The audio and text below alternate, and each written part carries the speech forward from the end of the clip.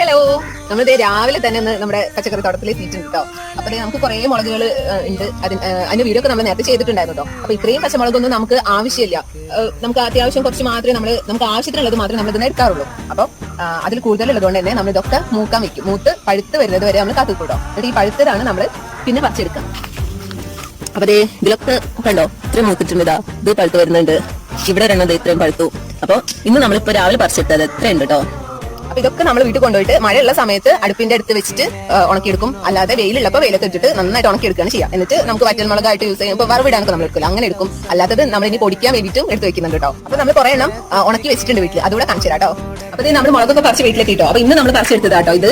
പിന്നെ ഈ പ്ലേറ്റിലുള്ളത് 1-2 ദിവസം മുൻപ് നമ്മൾ പറിച്ചെടുത്തതാട്ടോ. അധികം ഉണക്കി എത്തിയിട്ടില്ല. അത് ചിലതൊക്കെ നന്നായിട്ട് ഉണങ്ങിയിട്ടുണ്ട്, ചിലതൊക്കെ ഇന്നലെ എടുത്തതാണ്. അതാണ് ഇങ്ങനെ. പിന്നെ ഇതാണ് നന്നായിട്ട് ഉണങ്ങിയിട്ടുള്ളത്. ഇപ്പൊ ഇനി ഇത് നമ്മൾ ഒരു ടിന്നിൽ അടച്ചു വെക്കും. എന്നിട്ട് നമുക്ക് ആവശ്യത്തിനനുസരിച്ച് വറവിടാൻ വേണ്ടിയിട്ട് എടുക്കും ചെയ്യും. ബാക്കി നമ്മൾ പൊടിക്കാൻ വേണ്ടിയിട്ട് എടുക്കും ചെയ്യും.